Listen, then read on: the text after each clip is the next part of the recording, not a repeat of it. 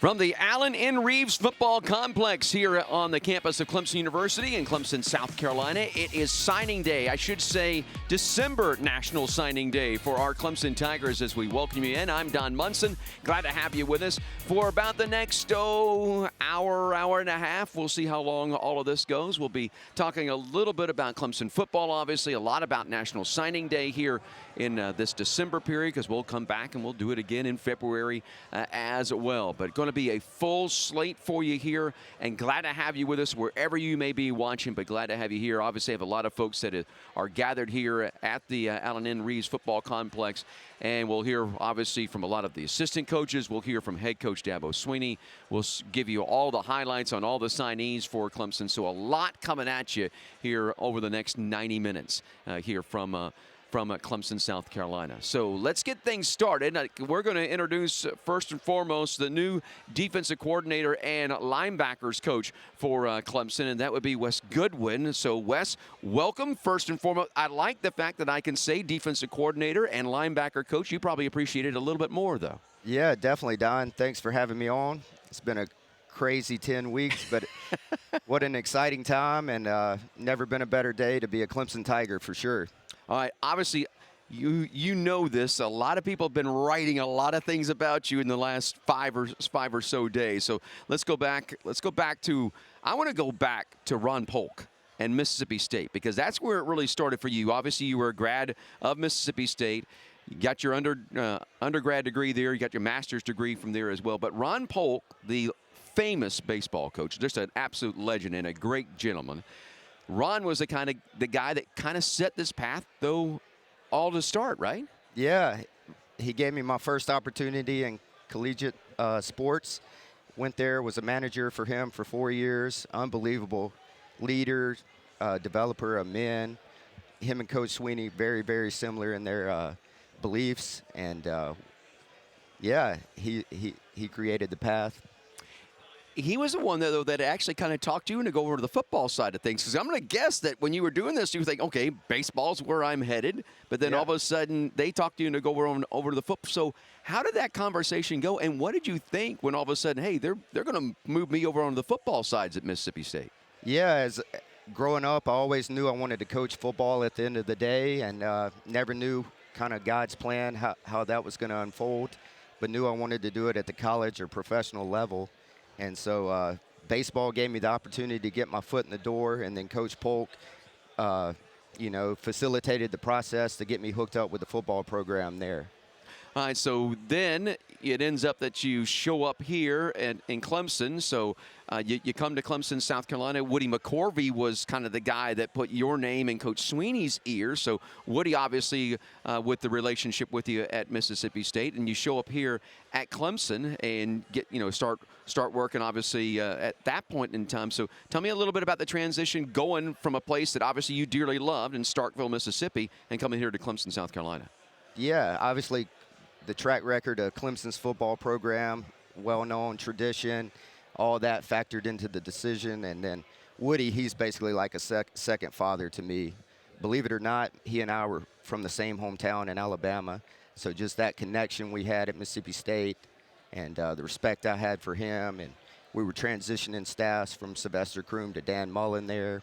And, a spot came available here, and Woody brought me along. All right, so 10 years here now at Clemson total. Obviously, you had a one run that happened at Clemson. That was with Kevin Steele was the defensive coordinator, and you were working with Kevin, and then obviously with Brent Venables when he came on board as well. So tell me a little bit about that run and how the influences have been on you here at Clemson. And I guess particularly Brent, because Brent obviously has been the main guy that you have worked with here at Clemson. Yeah, had great relationships with both of those coordinators and learned a ton of ball. I mean, that was very instrumental in my development from a coaching standpoint, just the X's and O's, the organizational standpoints, the philosophies, that sort of deal. Both aggressive mindsets, taking the fight to the offense. So from a schematic standpoint, unbelievable tutelage during that time. And but Coach V, me and him, we both think alike, a lot alike, different ways. Obviously, I got to be my own person. You know, he's more energetic, outspoken, that sort of deal. I just got to be myself and continue to grow and develop as a leader of men. 3 years under Bruce Arians in the National Football League, obviously in Arizona. So tell me about Bruce's influence on you. Yeah, you know, we definitely had a lot of fun during those times in Arizona. But BA, well-respected, coaching 40-something years. You know, his influence, his time at Alabama, coaching for Bear Bryant, you know, that a lot of that influence carried over through the years. But very well respected in the building, just a really genuine good guy, able to connect with anyone in the building.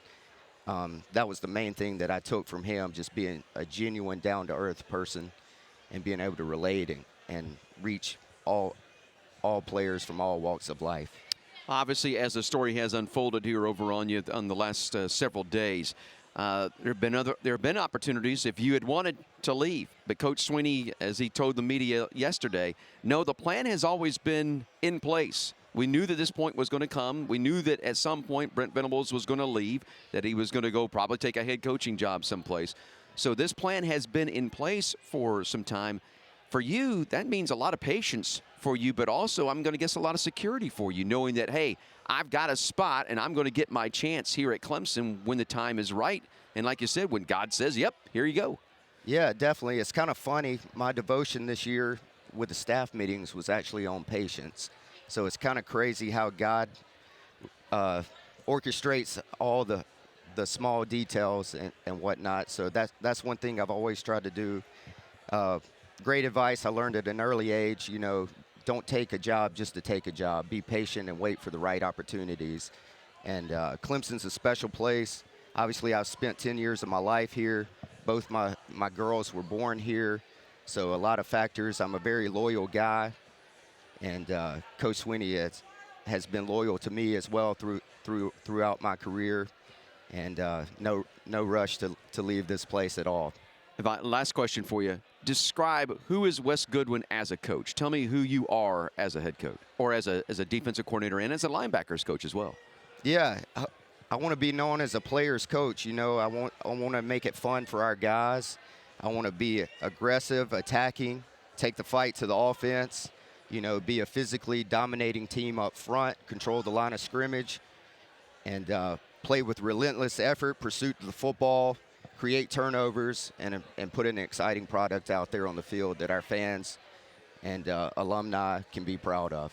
Excited to watch this go. I mean, really excited to watch you in practice as we go get ready to head off to take on Iowa State. They're going to be a great opponent for you. You know that offensively. And then excited to just watch you continue to grow here at Clemson. Congratulations, my friend. Cannot be more happy for you and really looking forward. People have no idea what's about to come. I think those of us that are inside the house know what's coming, but just cannot wait to see what your product is going to be like out on the field.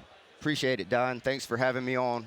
All right, there you go. Wes Goodwin here. So there's a little bit for you there from our new defensive coordinator and linebackers coach. So we're going to stay with the defensive side of the football. We're going to bring on Mickey Kahn, who will be the co-defensive coordinator, and will still obviously be coaching in the defensive secondary with the safeties. So we're going to put a headset, matter of fact, here on Mickey, and we'll bring him on here immediately following Wes. So Mickey Kahn, we welcome him in. We're going to just do a little bit of an adjustment of a microphone cable and get everything right so that it's all looks good. Mickey, you look your best on camera, Mickey. That's what this is all about, man.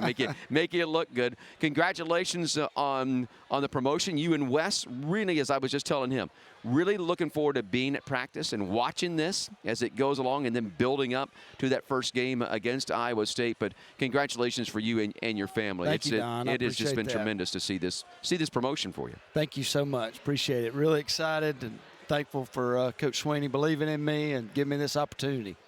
Hard for you to believe that this is, I mean, you've been here 6 years, 5 years, you know, as an on-field coach, and obviously you had your first year here. You were doing some stuff in the background, but, man, it doesn't seem possible. Time's flying. Yeah, time flies. Time flies. It's been good. It's been a great experience. So far, so good. Tell me about the way that you and Wes are going to work together. It sounds like that Wes is going to be on the field. You'll be up in the booth. So, is that something that you're going to have to develop as you go through practices and as you get into that first game against Iowa State? Well, Wes and I have a great relationship, and, he's going to do a tremendous job. I'm really excited for him and his opportunity because he's been a guy that's been behind the scenes doing a lot of things to get us prepared weekly throughout the year. So really excited for him. We're going to work great together. I mean, it's football. So I'm going to be on the headset, and I'll be seeing things on the field, relaying information to him, and he'll be seeing it down there on the field, and he'll be making the calls on the field. But we'll be working together, helping each other be good. So as you go through, you've had 2 practices that are under our belt. All right, yesterday was kind of the first time that they were able to kind of knock around into one another and put some pads on. What have you seen in days 1 and 2 so far that maybe has you really excited for what's to come? Well, the biggest thing I've seen is a buy-in from the players. So the guys, nothing's changed with them. Of course, that starts at the top with Coach Sweeney and his leadership.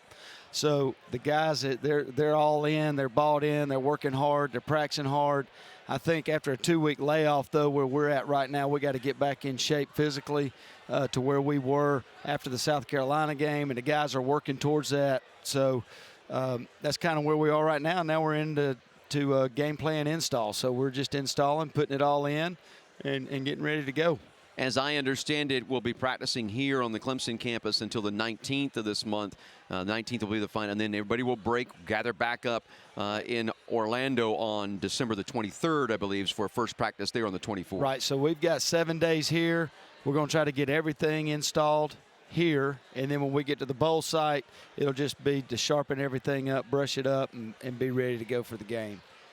One of the things I thought that it was interesting in talking with Coach is that Coach was like, listen, we don't want to overwork the kids. Yes, you're right. You're off for 2 weeks, so there's a little bit of conditioning that needs to happen. That happened after practice, as a matter of fact, yesterday, a little bit of running and that type of things. But I think one of the keys is to also keep the kids fresh going into Iowa State. You don't want to overtax them here. Well, they've earned this opportunity to be in a bowl game. This is a special time and a great opportunity for them to go out and play one more last game together. So you want them to be sharp mentally. You want them to be excited about the game. You don't want to dread practice this time of year because we've had a whole full season of practice and workouts and things like that. It's nice that we had 2 weeks off to get guys that were banged up back out there.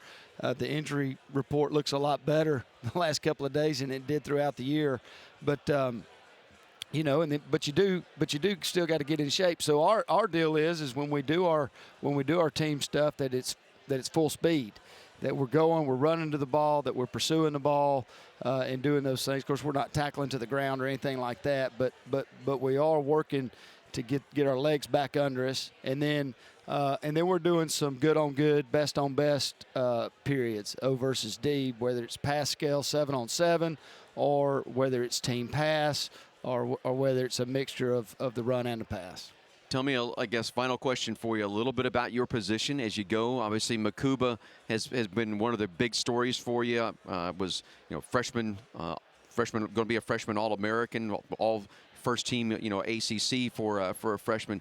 Kid really developed well for you. Yeah, Andrew's been awesome. He's an awesome kid. He's a guy that he got with Nolan Turner in the offseason right when he got here mid-year in January, and got with him and learned the defense and put himself in position to be successful.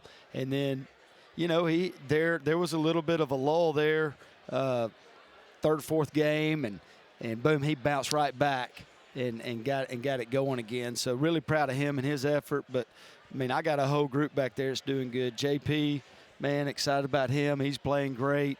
RJ Mickens, I could go on Tyler Venables, all those guys. Of course, Nolan's been awesome, and he's been an incredible leader for the group as a whole. So, I'm excited. Those guys come to work every day, man. They learn. They get in there in that film room. They want to know what we're doing, and they do a great job. That's why we've been able to adjust and be successful on defense and have a great defense.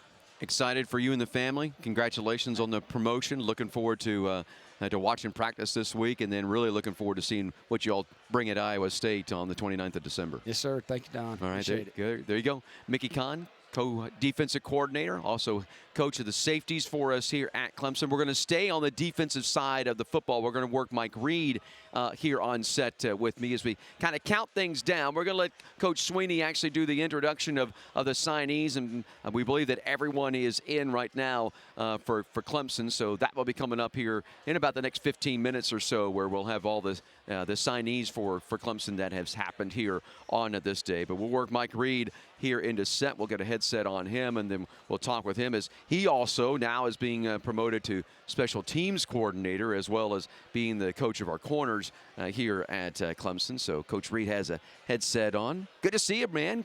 Definitely. Congratulations on the promotion and everything for you. Special teams isn't anything different for you, because I don't know that people realize this, but really everybody has a part in special teams. Yes. So nothing's going to change. Just the face of it will be. So we'll take it from there and go. Then the thing about special teams this year for Clemson is that they've really been good. We've had a punt return that was called back on us, unfortunately, because of a penalty. We've seen Shipley do some pretty good things in kick return, but kick coverage, punt coverage has been outstanding. Definitely, it's been very good. You know, like I said, you know, when you're past the baton in this situation, you got to make sure we don't step backwards. We got to go forward. All right, so talk to me a little bit about the corners, you know, and what's going on there. I must admit, in day one and day two, when I came out to practice, one of the things was, okay, let's see who's here. All right, let's see who's here. So the greatest thing for me was walking out there and seeing the two corners that were still out there that had primarily been your starters, and the group of guys also, because you've got a great group that is out, a very talented and very deep group. That's a testament to them. We've got like I said, a good group. They work well together. They challenge each other, and it's been a pleasant sight to see these guys get better weekly over time. And the place that they're at now, from the beginning of the season, it's a great place. Talk to me a little bit now about the defensive makeup, the defensive room makeup as far as coaches. Obviously, with Coach Venables leaving, Wesley and Mickey Kahn coming together as the two co-defense coordinators. But everybody, everybody think, okay, well, this guy's a defensive coordinator. This guy's, that's where all the play. That's not the way that it happens here at Clemson. You as a staff, all of you guys are working together and putting together the game plan. Exactly. You know, we've been together for a long time.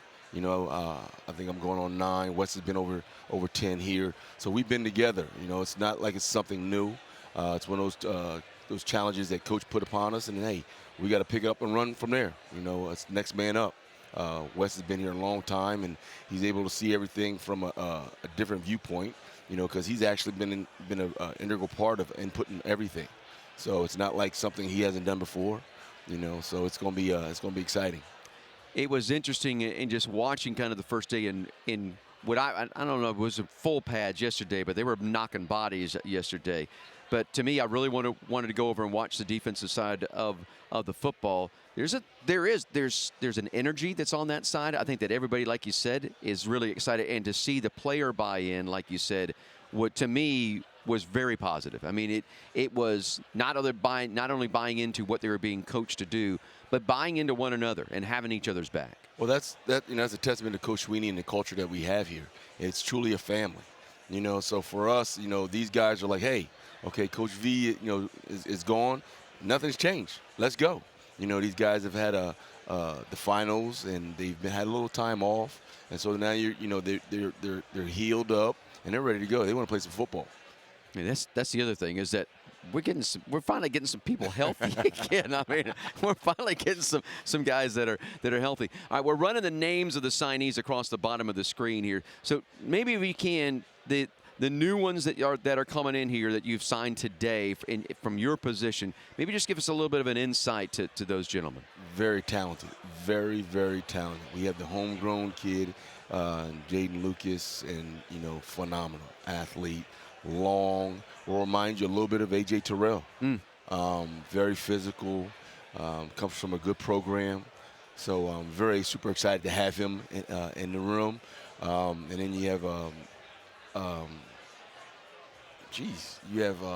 hang on, buddy. Brianna Pride, yep, who's coming in from the Midwest. And you're talking about a kid who's dynamic, super explosive, leadership qualities, something that we need in my room. Just got off the phone with his family this morning. You talking about a family who is solid as they come. Was, like I said, up to about 11:30 last night with all the things swirling. It's like, my wife is like, leave the phone alone. Don't get on the phone. And, for him to join this group is phenomenal. I mean, I'm super excited. Like I said, it's going to be crazy. I can't wait to get my hands on these guys and get them in the room. I wish they could be here now. Listen to wife Kim. She's going to take great care of you, but you already know that. You have a tremendous family. Thank you. Appreciate everything you do here at Clemson. Looking forward to us seeing it. Actually, I'm looking forward to game action again on December 29th. Most definitely. Thanks, Don. All right, there you go. Mike Reed, new special teams coordinator, also obviously takes care of our corners.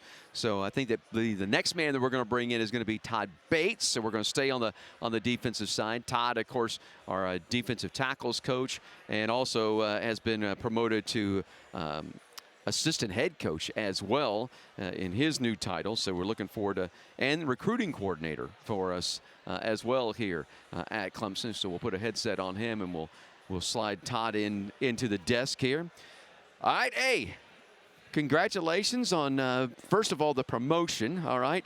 Something tells me you probably have already come up with a poem in the last 24 hours on maybe a little bit on the promotion to assistant head coach, but it has a pretty good ring to it. Man, I appreciate it, man. It's a blessing, man, just being in this culture, having an opportunity to grow every day, man, just be with my players and with the men that I get to do it with every day. And the culture makes the place, man. It does make the place. It absolutely makes the place. And I've been talking with the other defensive guys yesterday, wanted to make sure that I really got out there and was focusing on the defensive side of the ball. Love the energy and love the buy-in of what has already happened on that side of the football. Oh, yes, man. Our guys are, man, they're rocking and rolling. I mean, they're ready to just keep it going, man. They know that we know. They trust Coach Sweeney. And they know what Wes brings to the table. They know what Coach Kahn brings. They know what all those position coaches bring. And it's a family, man. And, losing Brent on our side of the ball, that's like, I like to compare Clemson to the Taj Mahal.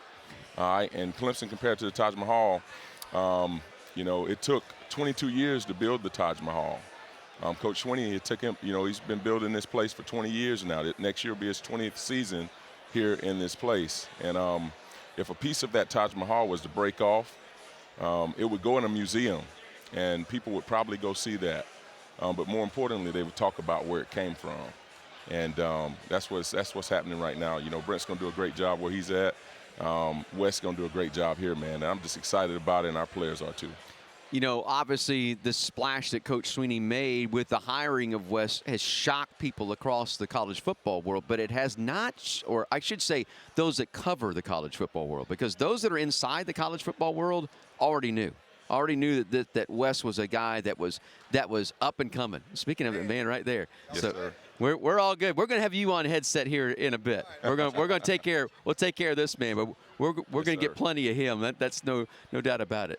That's why I love that guy right there. Oh, yeah. But apparently he must be ready to go. So, hey, congratulations on the move up. Looking forward.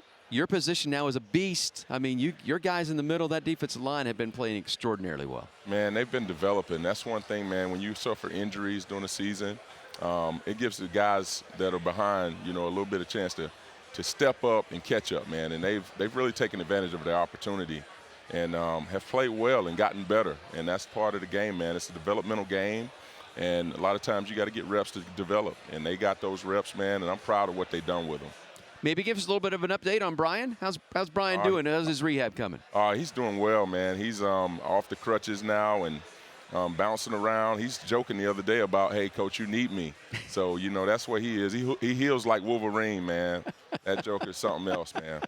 He was like Wolverine. Huh? That may become his new nickname. All right. Hey, good to see you, brother. We're going to work Brandon Streeter up here before we get to coach. All right. Congratulations. Appreciate it. Yep. Todd Bates being with us. All right. So we'll change headsets there. Bring Brandon Streeter in here real quickly before we'll let Coach Sweeney take off and start running with the show here. So we'll get in our guy that's going to be our new offensive coordinator and obviously still quarterback coach for us here. So we'll let him get seated in and just get a couple of minutes with him before we actually turn things over and let Coach Sweeney introduce the signing class that Clemson has put together here in this month of December. All right, Street Egg, first and foremost, offensive coordinator Brandon Streeter. That's nothing new to you now. You did it at Richmond, but here at Clemson now, congratulations. Well, thank you, Don. Really, really appreciate that. Just excited about this opportunity, obviously, and learn from some good ones for sure. And just excited to get started and get this thing rolling.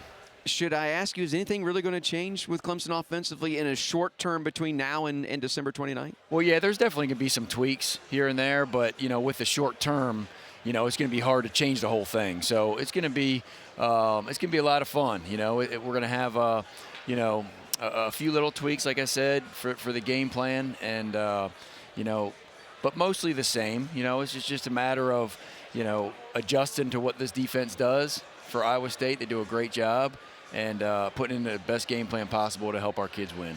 One of the most exciting things for you probably is that DJ getting healthier. I mean, that's the thing that yesterday and the day before is that he's moving a little bit better. You can tell that he's starting to get his legs back underneath him and starting to feel, I think, pretty good. Absolutely. We had those 2 weeks where we had no practice, and so he did a great job of continuing his rehab and getting some rest on some of those injuries, and so he feels really good, fresh, and I think that's the case for a lot of the kids too. So it's they came out great the other day for the first practice on Monday, and great attitude, pep in their step, and just excited about getting started. It's interesting how sometimes things work out. This is a little God wink, I think, because your first game back with Clemson in 14, you come in, Cole Stout starts at quarterback. We go to the same place where we're about to play, rip Oklahoma, 40-6. Here we go. You're getting moved up to the offensive coordinator. We're going right back to that same stadium, but against Iowa State. It's going to be interesting to see how this plays out. Yeah, it is. It was a really cool moment. That first game in December of 2014, like you said, with Cole Stout doing a great job, and now Cole's on staff, right? And it's just exciting. 7 years ago, I can't believe how fast it's gone. And, just excited about this opportunity and getting back into that stadium and showing what we can do. Yeah, no pressure on you, but Tony Elliott's and Jeff Scott's first play went for 6. First play. Yeah, and it went to Artavis Scott, who's on our staff too. Yeah. So, oh, yeah, absolutely. All right, so tell me a little bit about the new quarterback that is coming in that is signed with us today. Really excited about Cade. I mean, just been recruiting him now for a couple years, and he and his family are just really, really neat people. And it starts with his character. His character is unbelievable as far as a fit for our program, and just the leadership that he displays on the field and off the field is really incredible. And we got to go watch him play. I got to watch him play a couple times this year, and it shows. He makes everybody around him better. And that's what you want in a leader, obviously, and I think that's something that's really special about him.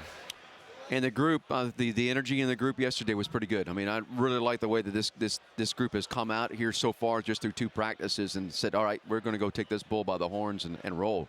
Absolutely. I think we got some more confidence now. We had, some inconsistency throughout the season, but, these last handful of games, we've gotten better and better and better. And obviously you want to be getting better as you get towards the end of the year, and our kids can feel that confidence, and so it allowed them to come out, on Monday, kind of getting ready to go for this last game, and last time they get to play with each other, and so they're really, really excited about it, and so are we as a staff.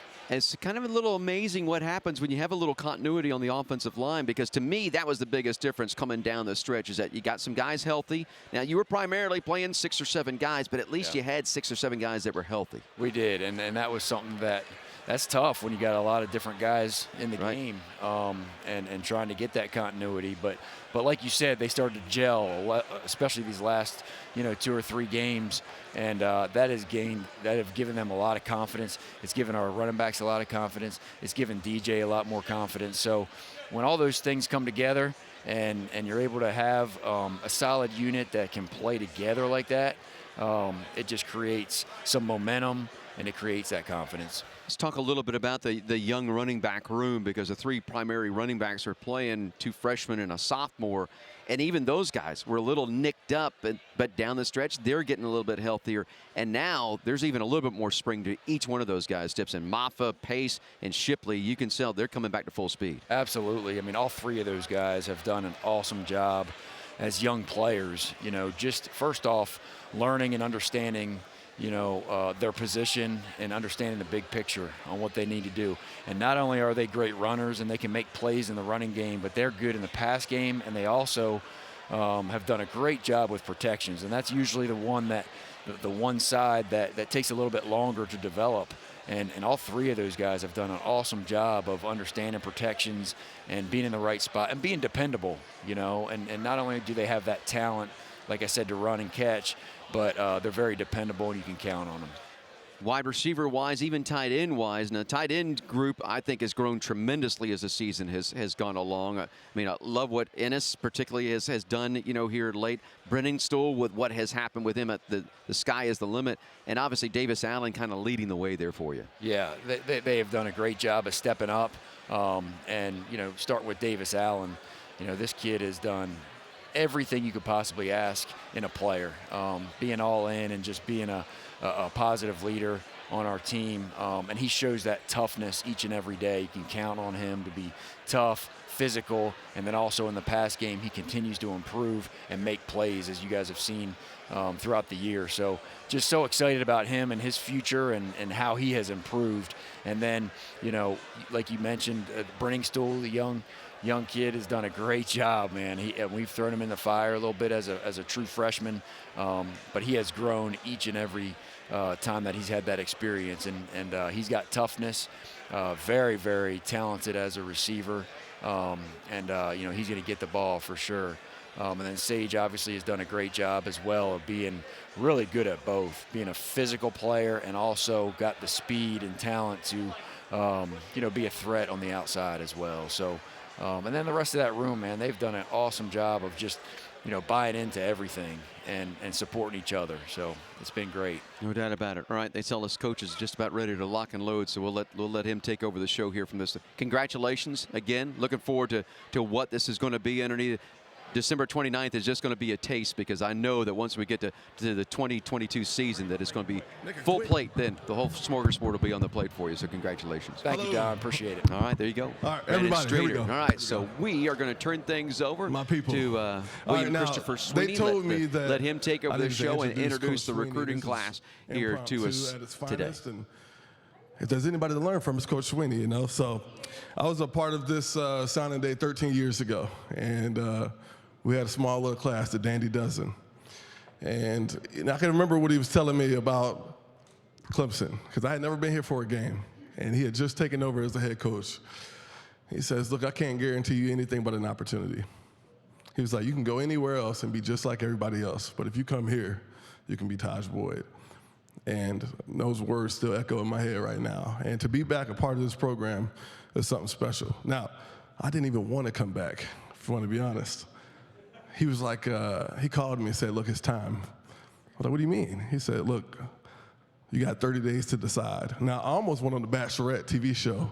This is a real thing, all right? So, and he was like, look, you know, I was in real estate, you know, you're in real estate. He was like, you could always go back to real estate. He was like, but this game gave you a lot. It's time for you to give it back. And so I've never felt like I was right where I needed to be when I was supposed to be there more than now. And to see all you standing up here with this season at this place is special. And that's what makes this place special, the people. So no further ado, we got Coach Sweeney coming up for the 2021 recruiting class. Here we go. All right, good morning. There's a lot of truth to that. You know, I've told Taj many times he wasn't ready, and you know, just having some conversations with him, I knew he was ready. I told him, I said, it's time for you to quit running from football. You know, it's time for you to quit running from football. And everybody in the whole world knows who Taj Boyd is because of football. And man, you got so much to be proud of, and it's time for you to get back to doing what I know you're meant to do. And I said it's going to change your schedule, change your life. And man, he has been committed, just like he was all in when he came to Clemson. He's been all in since he came back this summer. And it has been a life change, but it's been a blast. I mean, we've had a lot of 11 o'clock late nights, 11:30. And I'd be like, man, Taj, you could be home right now, chilling, watching Netflix or something like that, just hanging out. And here you are, you know, up here grinding at 11:30. And I've never seen him happier. Unbelievably equipped, gifted young coach that'll be a head coach one day. So it's been awesome to see him kind of find his rhythm again in life and give back and serve, you know, this program and all these players just like he has for 13 years. But man, just want to welcome everyone here. I appreciate y'all coming to help us celebrate this class. Signing day is always special, and it's really special this year because we didn't get to do this last year. So I'm just thankful that everyone's able to come back and we can celebrate these guys in the right way. And this is another special day and a special group. And you know, Christmas, the early signing period, you get a little early Christmas presents along the way. But I can't help but think about 13 years ago we signed the Dandy Dozen. And man, I think about all those guys and where they are now in life. Every single one of them graduated. You know, those guys are kind of the founding fathers of where we are right now in this era. Talked 12 guys into coming to play for us. And we had a bunch more scholarships, but I was like, nah, let's just push those to next year. You know, we need to get this right. We signed 12 guys. And if you really track all 12 of those guys, man, every single one of them graduated. Every single one of them won a championship. And I mean, I just pop them off my head, man. Taj Boyd, obviously, you know, my first quarterback coming in here and what he did and leading us to our first ACC championship in 20 years, first 10-win season 20 years, first BCS win, you know, laid a foundation to pass that torch to the other guys. And, you know, I think about Malachi Goodman, what a great player he was, what a great ambassador. I think about Spencer Shuey and what a player he went on to be, old two-star recruit. I think about Tyler Shatley, who was a fullback linebacker. And we go, yeah, well, I think we can make a nose guard out of him. And now he's been playing 8 years for the Jaguars at center and guard, moved him his junior year to offensive line. You know, I think about Bryce McNeil, who graduated in 3 years and didn't, you know, went on into a different industry in the music business and all those things, but graduated here. I think about Hot Rod McDowell, who's now a coach at Jacksonville State University. I think about Carrico Wright, who's a coach at Furman. Man, I mean, just an incredible group. I think about Quandon Christian, who's a coach at South Florida down with Jeff right now. And JKJ never got to play a snap, got hurt his very first spring out here. And man, JKJ is taking all those, but he stayed and he graduated and he stayed a part of the program. And everything that wins in football wins in life. Same thing, no different. Everything that wins in football wins in life. And man, JK's gone on and built a dang empire. We had some unbelievable walk-ons in that group, like Chandler Catanzaro and some others who turned out pretty good too. And Meeks, Jonathan Meeks, you know, what a great player he was. Just an incredible group. Brandon Thomas, who's now on my staff. So Brandon Thomas is going to be our offensive line graduate assistant starting in January. So I got two of the Dandy Dozen back, Taj Boyd and BT. BT was a tight end at Dorman High, and he just retired from the Jaguars. But I think about all 12 of those guys, and that's what's awesome about working with young people is equipping them and seeing them develop and grow, but evaluating. And we got it right, man. We got it right that day.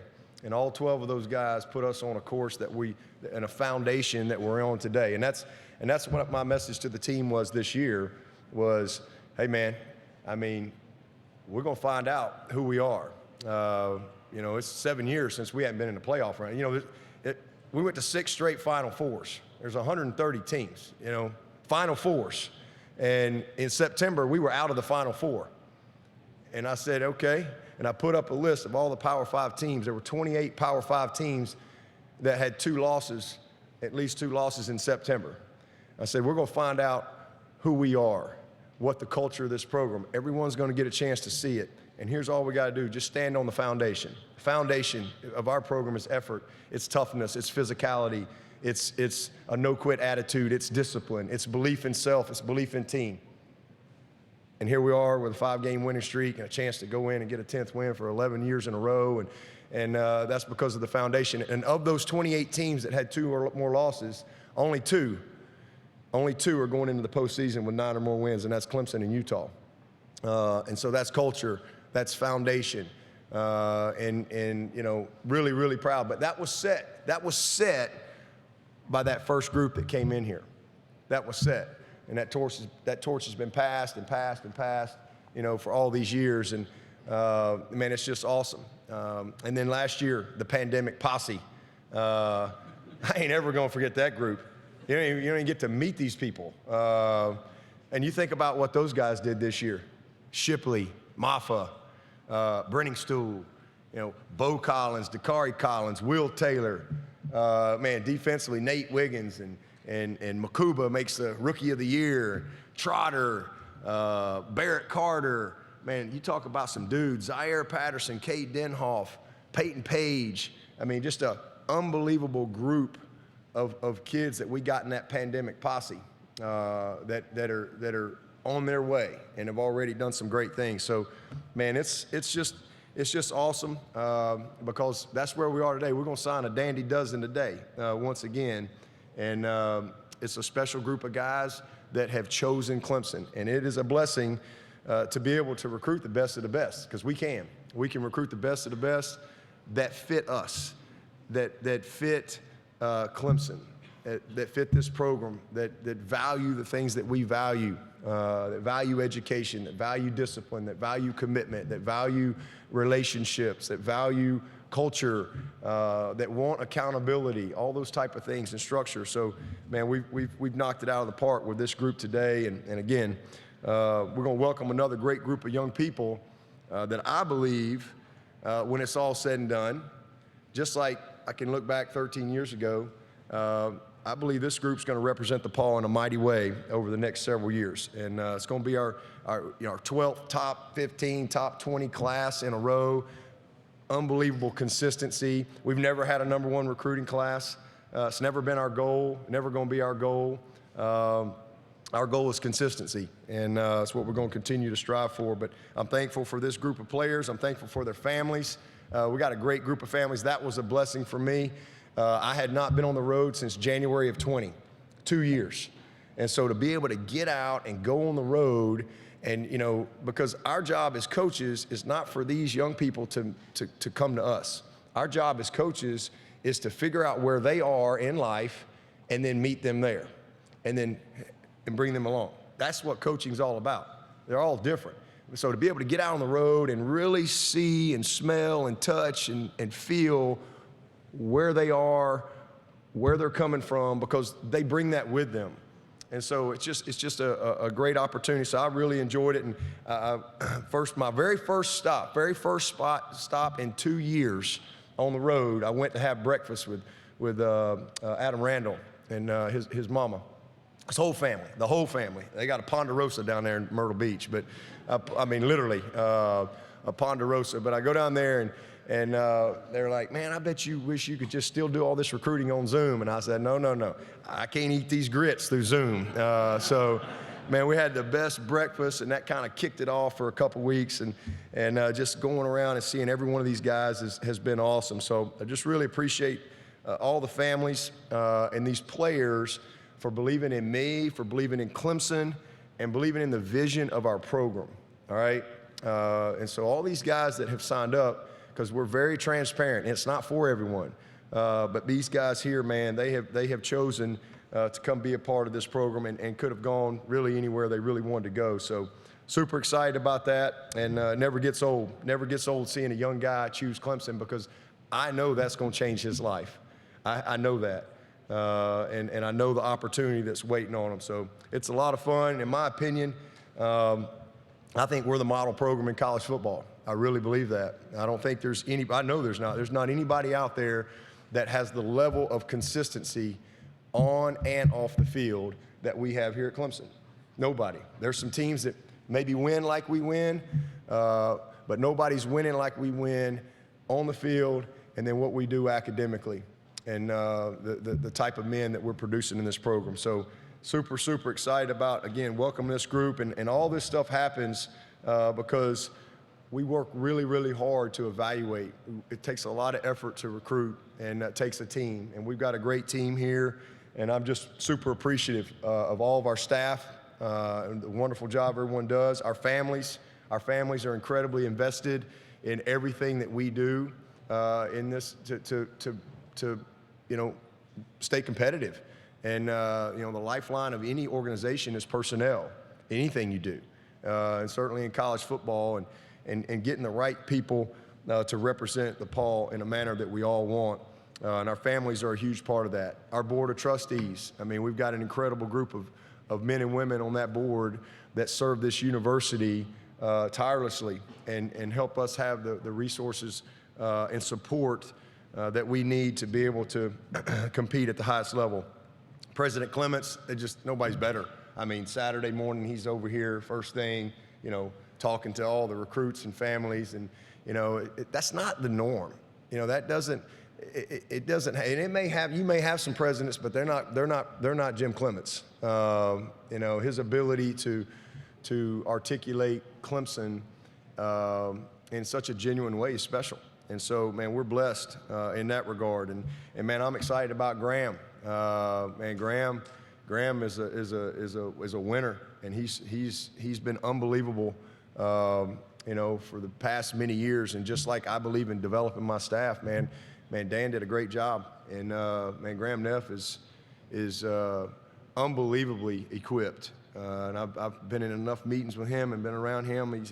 He's kind of been a right-hand man for a long time, and super excited about him, being our acting AD, and we'll see what happens from there. But and then Ibte, I mean, we're not standing here if it's not for Ibte, and for every single one of you all here, and the support that we get through an amazing organization, the best fundraising organization in collegiate sports. There's no doubt about that. And Davis does an unbelievable job of leading that, and his staff. So super appreciative of all the help that we get, because it all counts.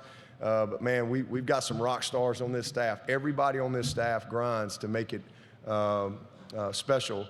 But man, Jordan Sorrells and his staff, Ty Clements, Josh and Zach and Lindsay and Anna Kate. I mean, we've just got an incredible group of people. All that really, I mean, they're the mortar around here. They really do an unbelievable job of holding it all together. So really appreciate everyone. And again, the past 13 years, starting with that Dandy Dozen, we have evaluated, we've signed, and we have developed a bunch of great players. I got a chance. I talked to the media yesterday, and I just lived one of the best weeks of my life, and I got people checking on me like I'm dying. I really don't get it. I got to stand and watch C.J. Spiller go in the College Football Hall of Fame. I'm sitting next to Peyton Manning, watching him watch C.J. Spiller go in the College Football Hall of Fame. And this guy goes in on his second try. There was guys on that stage that played 30 years ago. And here this guy is going in. Eric Dickerson went in, seeing him, but this guy's going in on his second try. That's how special he was. My first five-star recruit, one of the first people who believed in me. One of the first people who really believed in what Clemson could be in this world. My first rounder, my first Pro Bowler, now my first College Football Hall of Famer. And let me tell you, over the last 13 years, we've signed, developed a bunch of great players, and there'll be some more of those banquets. You best believe that over the years, and I can't wait to be a part of it. But most of all, we've developed great men. That's what we've done. That's what we do. That's what I do best. That's what this program does best. Is we develop great men, and yeah, we want to win some games. And I got a news flash for everybody. We're not going to win the ACC every year. We're not going to go and win the national championship every year. I know we went to 6 playoffs in a row. Nobody's ever done that, by the way, ever. So we may not go to 7 in a row. All right, but you best believe we're going to be in it every single year. And if we can stay consistent, we'll have those years. We'll have those years. But it's all good. It's all good. It's all good. Man, that 70-point loss at West Virginia, it was great. It sucked, but it was great. Because it's all good. It's all a part of a journey. And it's all about, enjoying the journey and staying true to who you are, all right? And having a foundation to who you are. And never, ever, ever getting away from the main thing. The main thing for us is building great men. That's never going to change. That's always going to be the purpose of this program. That's our responsibility, all right? That's the number one responsibility to me of a coach, is to make sure that you shape and you impact that young person's life through this game, all right? Because it's a very short time. And you're going to meet them at 30 somewhere down the road. And when you do they hug your neck or do they turn and go the other way? So this program is run on what's best for the 30-year-old version of that guy. And we're going to win a bunch of games along the way doing it, just like we always have. So super excited about this group. And then speaking of that, today we're going to have our graduation brunch, and tomorrow we're going to be celebrating a ton of graduates. I mean, we got like 30 graduates going into postseason on this roster. It's really special. And it's sad to see them go, but it's exciting to know that they're equipped. And it's exciting to have a bunch of new Tigers coming in, and that's what we got. So I just want to say once again, man, how excited I am. We're going to introduce another Dandy Dozen, and we've got more recruiting to do between now and February to finish this class. But man, this 12 dudes right here, this is a great group of young men that I promise you are going to make you proud. They're going to represent this Paul, and they're going to lead us right into a bunch of more great moments over these next several years. So just a couple things about them. We got 12 signees, 9 of them are mid-year. So we got 9 guys that'll be moving here January the 9th. So just a few weeks. So really excited about that. 7 different states, 5 from South Carolina, this was a really good year for us in the state of South Carolina. We were able to keep the best players in this state, not only home, but here at Clemson. So really excited about that. We signed Missouri, Florida, Texas, Ohio, Virginia, Alabama. And again, that just speaks to our brand that we have. So with that, I think we're going to meet these Tigers. Offensively, we got 6 guys on offense, 1 quarterback, 2 receivers, a tight end, and 2 OL. 4 on defense, linebacker, a safety, and 2 corners. And then special teams, we signed a kicker and a punter. So with that, I think, Jordan, we're going to go ahead and introduce this group so y'all can meet them. I think they're going to have a little info on them behind me on the screen. First up, without question, Brandon Streeter is, how about Brandon Streeter, our new offensive coordinator, first of all? He's coming down.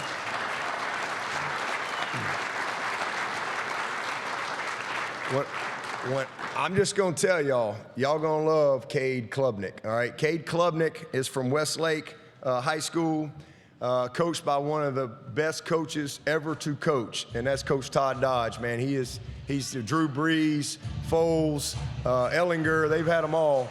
But Cade Klubnik is going to be our quarterback signee coming in here from Austin, Texas. Now, I had a great time. I got a chance to go watch him play last Saturday, and I got a lot of them yelled at me, walking around in that stadium. But I had a lot of fun. But this kid here is super, super special. Great mom and dad. Dad's a great cook, too, by the way. So y'all going to love the Klubniks. But he is truly the best quarterback in the country. And one of the cool things about it, when we started recruiting Cade, was, I'm like, okay, so why are you interested in Clemson? And he's been interested in Clemson since he was 12. His mom said it's been his dream school since he was 12 years old. And so it's really cool. Not only is he the best quarterback in the country, but his dream was to come to the best school in the country, Clemson. So Cade Klubnik. Good job, Street. Yeah. Good job, Bates.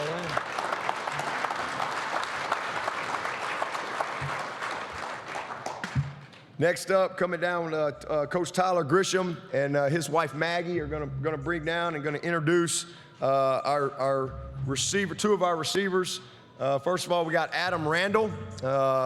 Man, Adam, they call him Baby Julio.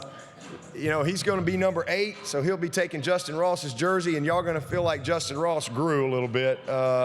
This is a big, strong man, unbelievable player, one of the best kids. Same thing. Those of you who've always heard me talk about how important camp is, all right, Adam started coming to camp in the 7th grade, and it was through that camp experience that he knew this is where he wanted to be. So super excited about Adam coming from Myrtle Beach High School. Coach Mickey Wilson, what an unbelievable job Coach Wilson does down there. Adam Randall. There we go. Let's go.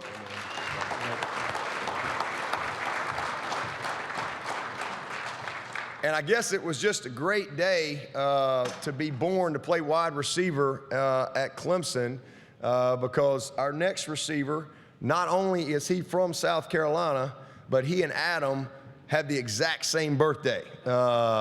So they were both literally born, I guess that was 04, holy cow. They were born and groomed to come play wide out for the Clemson Tigers. So this is Coach C.J. Spiller, our newest Hall of Famer.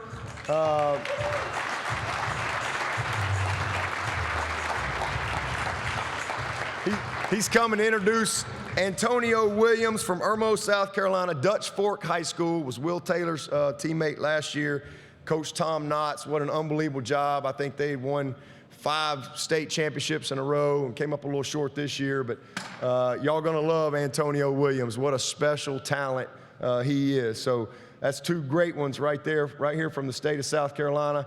That quarterback up there, Cade Klubnik's gonna love tossing the ball around too. All right, next up, staying in the state of South Carolina. We're gonna need it. We needed a tight end in this class, and this same thing. This kid came to camp and won us over in camp. Man, Tony couldn't say enough. We really fell in love with Josh Sapp. So Andrew Zal's going to be bringing him down, and from Greenville, South Carolina, Greenville High School, Coach Greg Porter. This is Josh Sapp, and that name may sound familiar. This is Patrick Sapp's son, and what a cool thing to be able to see this young man grow up and now have an opportunity to be a Clemson Tiger. Josh Sapp.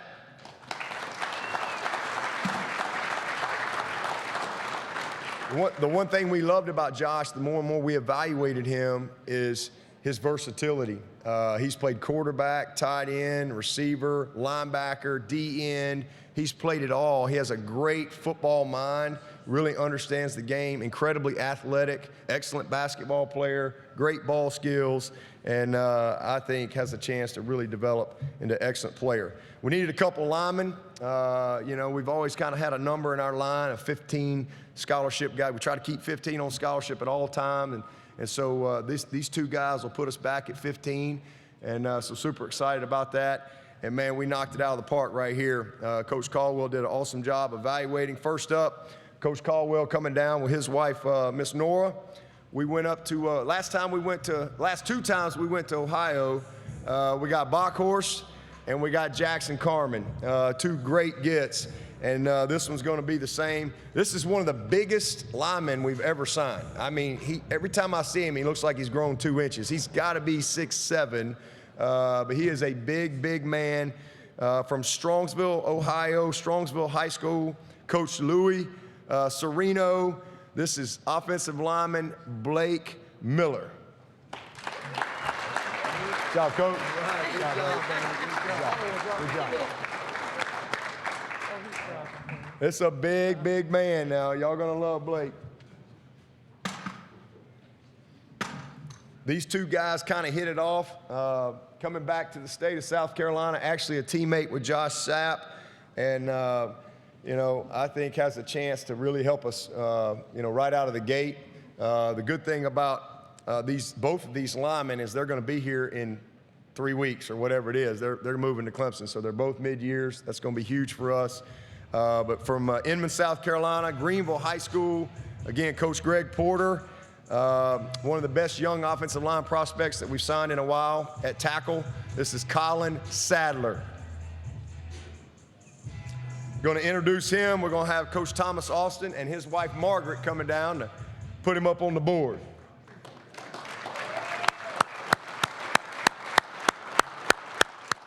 I know you love doing something. Good job, brother. Another giant of a man, so really excited about these two linemen. All right, flipping over to the defensive side here, we're going to have Coach Wesley Goodwin coming down. He's going to, you wait till you see this guy, all right? This kid right here is getting ready to play for the state championship this week from Wesley Chapel, Florida, Jesuit High School, Coach Matt Thompson. This guy was born to be a linebacker. Wade Woodass. All right, so it's like he gonna bring the wood to your. All right. This is Wade Woodass, unbelievable athlete. Job, Wes. He's gonna remind you a lot of Isaiah Simmons. He's a little more athletic than Isaiah was, coming out a little more coordinated early than Isaiah was, but he's got that range, incredibly physical. He's played all over. He's got a great football acumen, played quarterback for a long time. He's probably 6'3" plus and can absolutely, I mean, he can throw it down and dunk it any way you want. Backwards, windmill, it doesn't matter, but this is a great young prospect that, man, we knocked it out of the park on. So really excited about him. We weren't going to take another linebacker, and then we felt like we needed to take one. So Wade Woodass, his family, amazing people, going to be a great fit for us. Coach Mickey Kahn and his wife Haley are going to come on down. We needed a safety, and we went and got one of the best in the country. His nickname is the Missile. Another unbelievable family from up in Chesapeake, Virginia, Oscar Smith High School. Just won the state championship as well. That's the other thing. More than half of this class are state champions. These are a bunch of winners, and we got a couple playing for state championships this weekend. But this is Sherrod Koval Jr., safety from Oscar Smith, Coach Chris Scott. All right, Mick. Good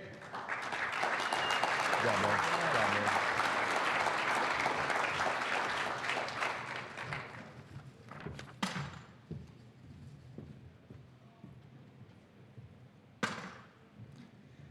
Corner was a huge need in this class for us, and man, Coach Reed, amazing job, and Miss Kim. There's no doubt.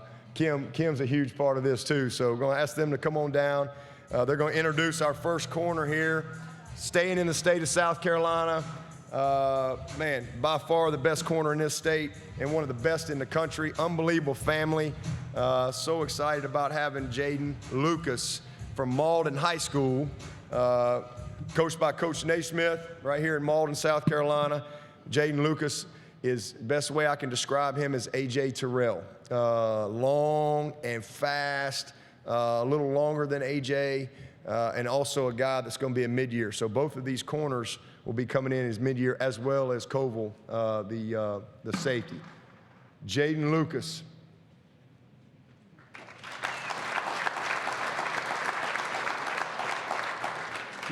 You can see his speed right there. I mean, he can flat out run, man.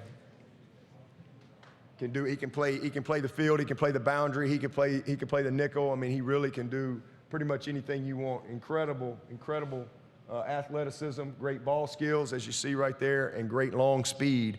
You know, everybody's looking for a guy like Jayden Lucas. They're hard to find with that type of length. So really excited about him and Toriano. Teaming up with Nate Wiggins, who came in this last class. Three really great young prospects right there. Coach D-Mac, DeAndre McDaniel, former All-American here at Clemson, coming down next. He's going to introduce one of the best young leaders that I've met, all right? And once you meet his family, you kind of understand why. Amazing family from over in Missouri. This is Toriano Pride Jr., from St. Louis, Missouri, East St. Louis High School. Coach Darren Sunkett, unbelievable school that he's at, very competitive. But this kid right here can do it all. Same thing, different type of player than Jayden, but can absolutely play anywhere you need him on the field. Physical, unbelievable feet and quickness and lateral movement. Very advanced as a young player. But again, the thing that really stands out, these are all great players, but man, this kid right here is one of the best leaders you're ever going to meet. So really, really excited about Toriano and his family coming to be Clemson Tigers. They are truly all in. Y'all going to love this guy. All right, next up, we need to address our specialist situation. And then, as y'all heard, we got a little bonus. I got a bonus scholarship. I got a baker's dozen today because B.T. Potter said he's going to come back, which is awesome. And I promise you, nobody's going to be happier than Robert Gunn, that he'll have the opportunity to really kind of mentor with BT for a year. That's going to be a blessing to Robert. But I can just tell you, first of all, Coach Bill Spires and Miss Laura coming down here to introduce Robert. Robert's from Seminole, Florida, Pinellas Park High School. Coach Ken Crawford, amazing family. But I can just tell you, Bill did an amazing job of searching. I told him, I said, we're going to sign the best kicker in the country. And kickers, they're like a cult, all right? If you got a scholar, they travel everywhere in a pack together, and if you got a scholarship for a kicker, they will show up. And so once Bill put it out, we had kickers from all over the country, from California to Seattle, Washington to Texas, all over the country. The best of the best came in here to compete.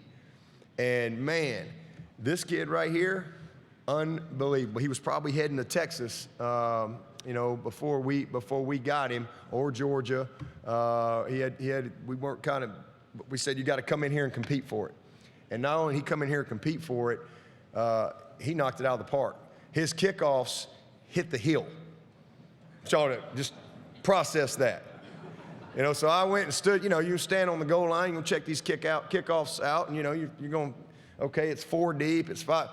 No. I had to go to the back of the end zone, and then he's hitting the hill. Hit the fence a few times. Unbelievable. 65. He missed one field goal, and that was a 60-something yarder, and then he kicked it again and nailed it. It had been good from 70-something. Unbelievable leg. Not a big guy, but some of the most powerful explosion you've ever seen. So, man, I'm really, really excited about his ability and what he brings to the table. And then Coach Lemansky Hall and his wife, Miss Leslie, coming down and going to introduce our punter. Same thing. We wanted to search around everywhere for a punter. And, man, we found us one. This kid is 6'6", quarterback, punter from Saraland down near Mobile, Alabama. Unbelievable family, same thing, just a great fit for us. But this kid can absolutely bomb it. Big leg. And, and speaking of punter, how about Will Spires and the job that he's done throughout his career? Amazing. Will was a true quarterback that we developed into a punter. And, man, this kid's going to have a chance, I think, to kick at the next level. This kid is a true punter who also played quarterback. And so, man, just really, really good group of guys. I think we hit everything that we needed in the immediate. And, again, 9 of these guys are going to be mid-years. There will be some more guys added in February. We're excited about that. College football is kind of in a weird place right now, and there's a lot of kids that aren't signing today. There's a lot of kids that aren't going to sign because there's a lot of uncertainty. And so it'll be interesting. There's going to be a little bit more of a pool of guys than there has been. And then the other thing is sadly, a lot of high school kids are being under-recruited because of the transfer portal. And that's one of the reasons you have a lot of high school kids trying to become mid-years, because they're having to compete with portal guys. Because you have a lot of schools out there saying, okay, well, this high school kid can't come to the summer. I can take this kid in the transfer pool, and he's here in the spring. So a lot of high school kids are missing out on some opportunities. But as a result of that, there's going to be a really big pool of guys to really evaluate and study between now and February. So I'm excited about that. So we signing a few more in February and completing the class. And also, as always, we'll have a great group of preferred walk-on guys that we'll be signing in February as well that we're excited about. So With that, we're going to go celebrate these guys, and really, again, just appreciate y'all coming. Want to say thank you. Want to say Merry Christmas, and I hope we'll get a chance to have a great crowd down there in Orlando. This Iowa State team, it's a good football team now. Every game has been to the last play with these guys. This is a really good football team. It'll be a tough challenge for us, but one we're looking forward to, and hopefully we'll make everyone in Orlando will feel our presence. And I'm proud of this football team and what they did this year and what we have an opportunity to do moving forward. We beat Alabama 44-16 in the Natty a couple years ago, and then the next year they didn't make the playoff, but they went to Orlando and kind of set the tone for what they did the next year. And I think our team, these guys are excited to go play against a very, very good opponent, and I think we got the opportunity to go do the same thing, create great momentum moving forward. So with that, I'm going to jump on the radio here. Y'all make yourself at home, have fun. That's all them dudes right there if you want to know what they look like without their helmets on. But I promise you're going to know what they look like on that field here coming soon. So God bless all of you. Merry Christmas. Go Tigers. All right, so we'll get Dabo Sweeney here on stage with us here momentarily, and we'll get a chance to talk with the head coach about this signing day, about some of the moves that he's made with his staff, and about the new young Tigers that will be coming to town. As he told you, 9 of them will be checking in January, which is, I think, is always a huge plus because it's like an extra, they get a red shirt. By the time they get to August camp, it's like a full red shirt year for those guys. So we'll get a chance here to talk with Coach a little bit about that. Yeah, now you're all ready to go. The orange jacket breaks out on signing day, which I always love. All right, yeah. So that is here, but Can't wear it on this day. When you going to wear it? I love it. All right, so obviously you just went through the class, and I know that you're really excited. And like you said there at the end, times are a-changing. So it gives you a little bit more time, to go to February. February now, I think it actually works in favor of high school kids, to be honest with you. A lot of people are saying this is against, but I think it works in favor of high school kids. What it does is it works in favor of some of these seniors. Yes. That like Kayvon Wallace. We didn't know who Kayvon Wallace or Isaiah Simmons were until January of their senior year. Nolan Turner, January of his senior year. Right. Trayvon Mullen, we got January of his senior year. Kayvon was not a highly recruited guy at all, and then all of a sudden, he kind of blossomed as a senior. Now the guy starts for the Philadelphia Eagles. This is a developmental sport, and what's happened over the past years, recruiting has moved up so far. Kids are committed as sophomores and juniors, and you miss out because you fill up. And so some of those kids that develop as seniors end up at some other places. So I do think that is one positive, is that high school senior who's really, really developed probably won't sign, and they'll have more of an opportunity to really be evaluated properly between now and February. And I think it will make February a more important signing day than maybe it's been, watered down to be in the last couple years. And obviously, with what has happened in the transfer portal, all of us are having to learn and adjust and figure it out because we're figuring that out on the fly. It changes, it seems like, every day. Oh, yeah, it's crazy. It's really sad, to be honest with you. I think there's over, right around 2,000 kids in the portal, and it's most of them don't have anywhere to go. And there's so much tampering going on and so many adults manipulating young people, and it's sad, but it is what it is. From that standpoint, you got a lot of young people that and there's a time and a place, but most of the kids are in there, when they shouldn't be in there. Mm-hmm. Some are and some shouldn't, and so some of the lessons that we're teaching young people, I don't think is going to benefit them well as they move through their life. But it is something that everybody has to manage and have to deal with. There's no consequences. There's no rules. I'm all for transferring. I personally think we should let them go anytime they want, wherever. I just think you should have to sit a year, and then you get that year back upon graduation. I think what we've done is we have de-incentivized and devalued education. And I think that's the wrong approach because we're going to have a lot of young people that aren't going to graduate. You know, mental health is one of the biggest issues in college. And I think there's a lot of kids whose identity is wrapped up in football, and all this does is further that. And then when they get to these other places and they all think the grass is greener and they realize that the mirror traveled with them, and it is the man in the mirror, man, I think a lot of kids are going to, you know, suffer. I think graduation rates are going to go down. I think graduation rates right now all-time high in college football. And it'll be interesting to see where that is 5 years from now, 10 years from now. I think there's going to be a lot of kids that again, their whole identity is based on football, and they're going to go here, there, and then when it's all said and done, they're not going to be connected to anything. They're not going to have that network. They're not going to have those relationships, and they're not going to be truly equipped the way they need to be, in my opinion. And I think that is sad.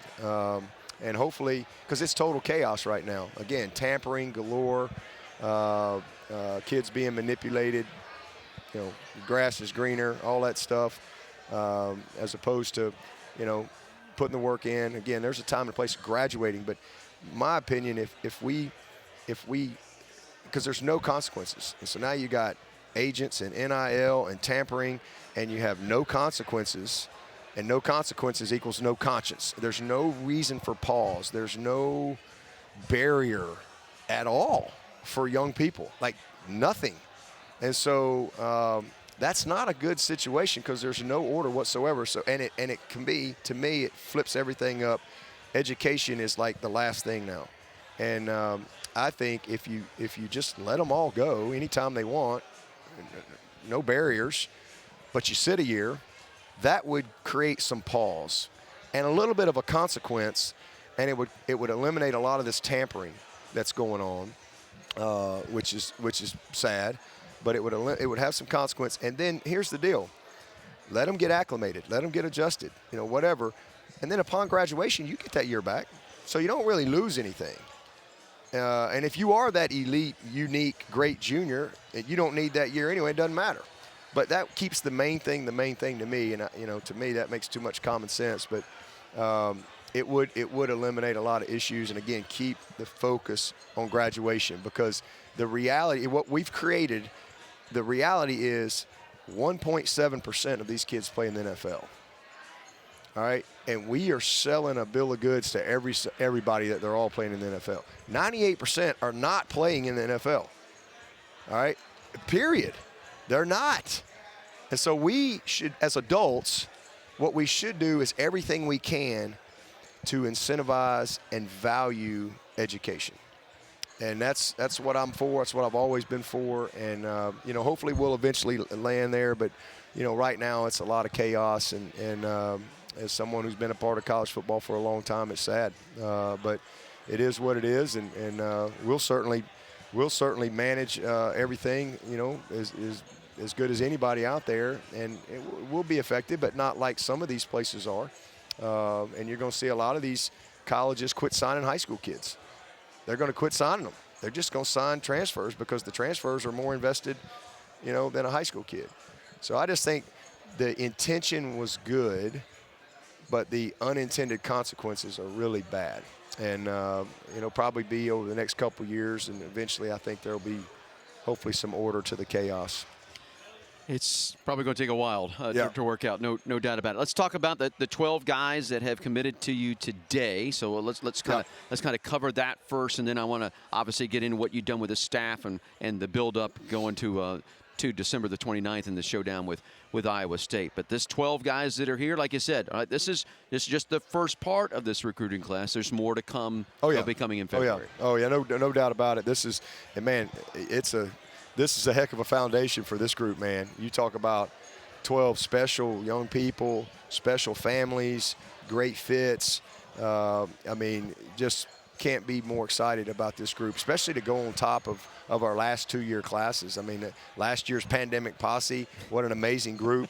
the class before that, DJ's class, man, what a great group that is. That Miles Murphy, DJ, Berzee, that group, man, we really have a great foundation. And so for these kids to be, these 12 to add on, and 9 of them going to be here in a few weeks, is really big for us.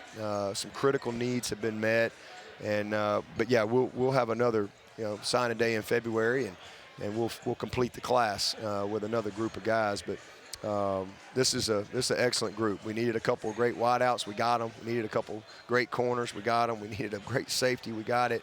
Knocked it out of the park with this Wood-ass kid at linebacker. Those 2 offensive linemen, special. D-line wasn't a huge need in this class. We'll probably add one somewhere between now and February. But, we're in good shape there. But those 2 offensive linemen are critical. And so we got to go get a running back. We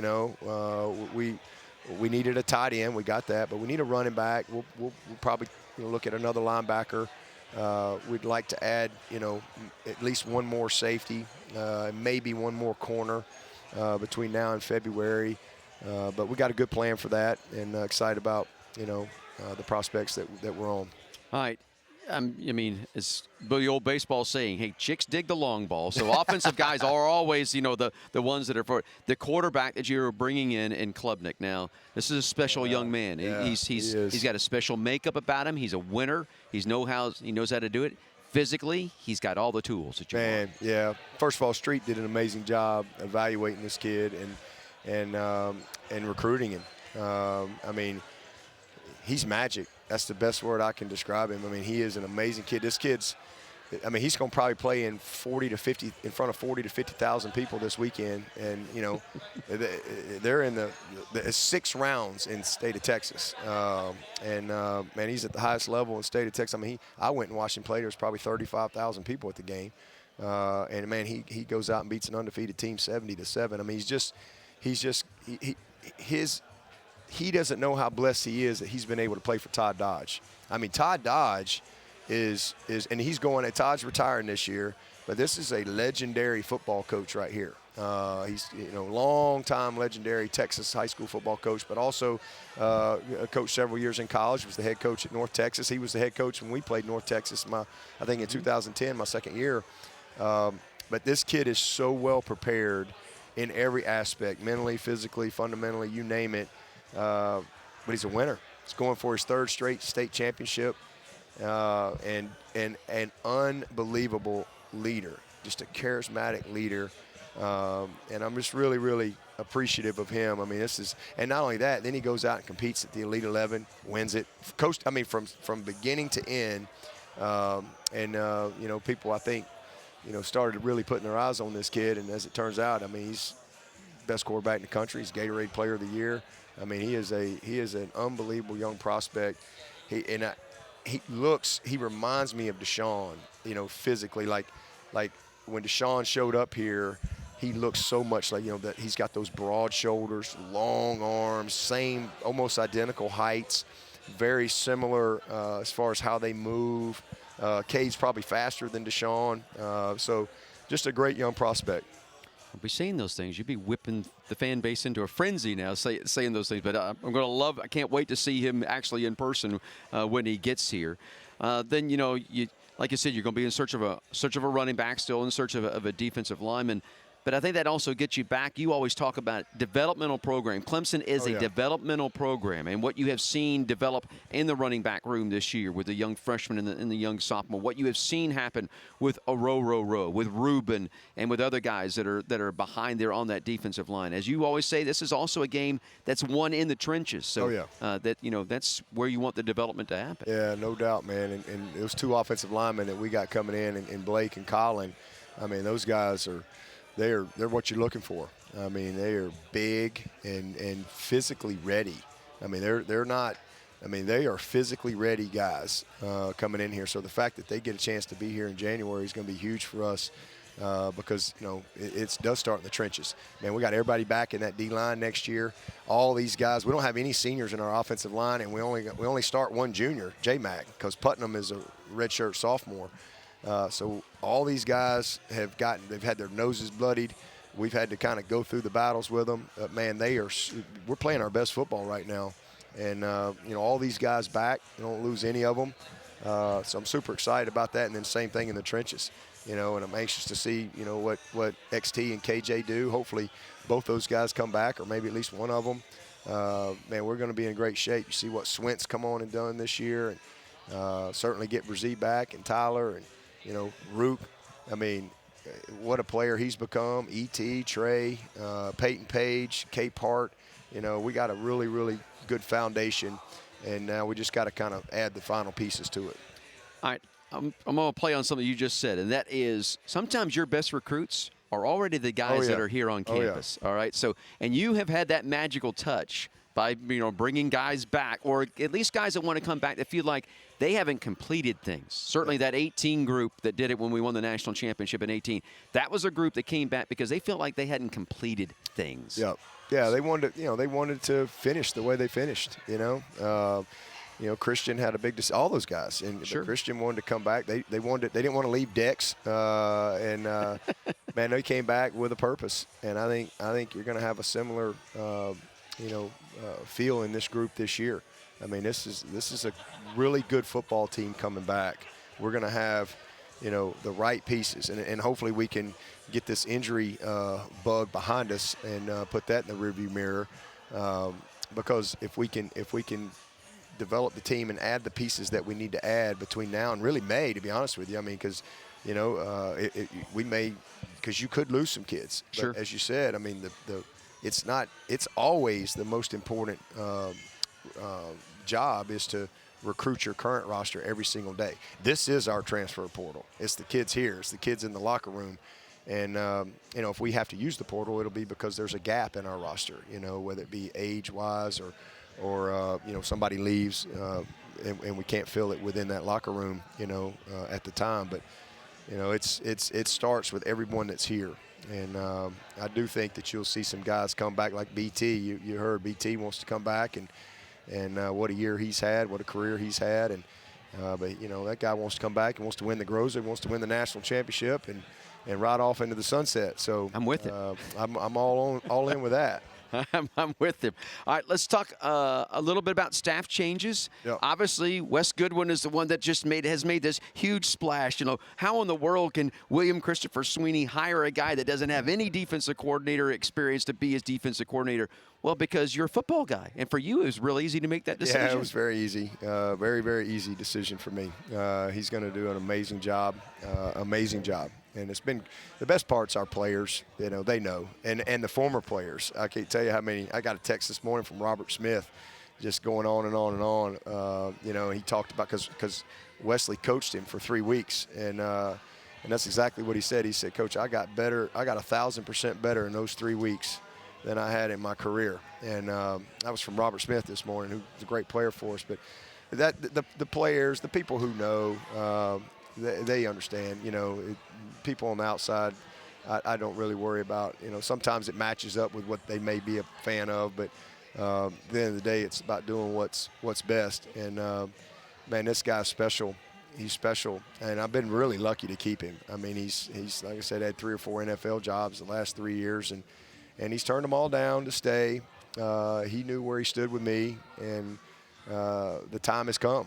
And, man, there's nobody that's earned it. And there's nobody I got more confidence in. I mean, he's going to do an amazing job, especially as he gets a chance to really put his hands on it in the offseason and really go through the spring and the way he wants to in the summer and implement everything. So it's awesome. We got a great staff, a veteran staff around him, guys that have, excited to work with Wes. And then Mickey's going to do an amazing job. Mickey's been a long-time head coach. He's a great leader.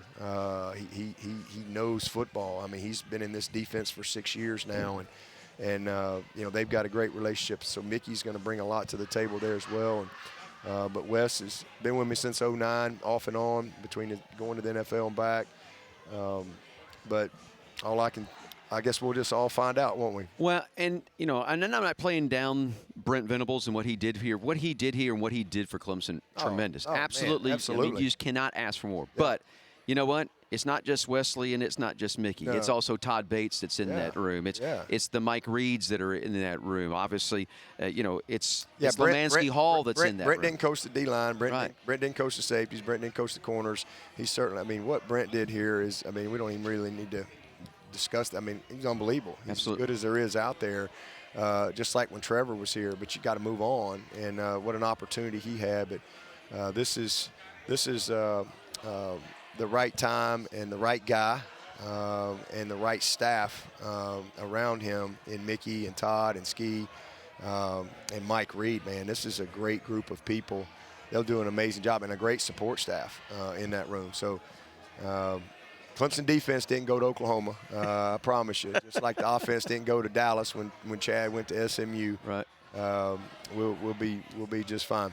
Really excited to see what Street's going to do now as he takes over as offensive coordinator, and obviously what he has done at quarterback and the tools that the guys that he's got to work with in that quarterback room, pretty special too. Yeah, I mean, he coached Deshaun for 2 years. He was only here 3, and back-to-back Manning awards and back-to-back Heisman finalists and back-to-back national championship appearances. You talk about an unbelievably well-prepared guy. You don't walk into the NFL and start day one if you're not well-prepared.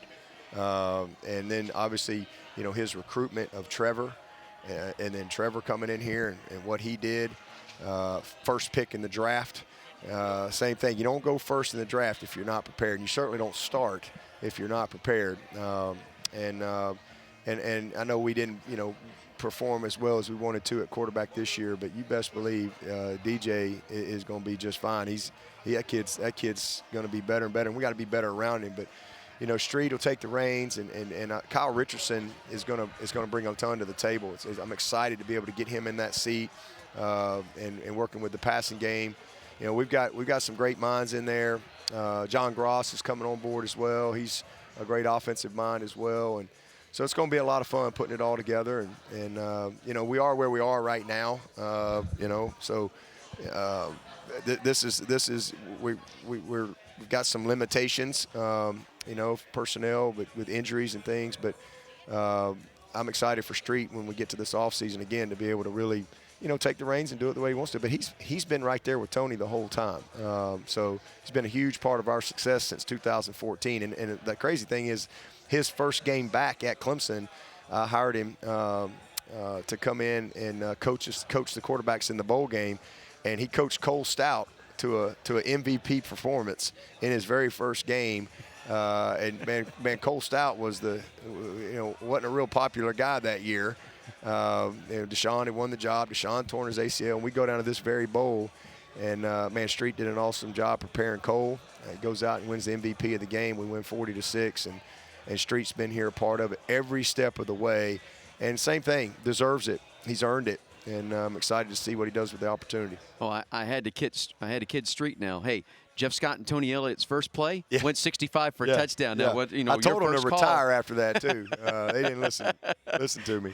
All right. So yesterday, kind of the first day that you allow the guys to, we've 2 days in practice. Yesterday, kind of let them bump and grind against one another. So what's the plan between now? I think you'll break camp on December the 19th and reconvene on the 23rd in Orlando. Well, right? it's been a while since we've had this type of break. We had, we haven't had 2 weeks of break in a long time. So we had some time, and this team needed it.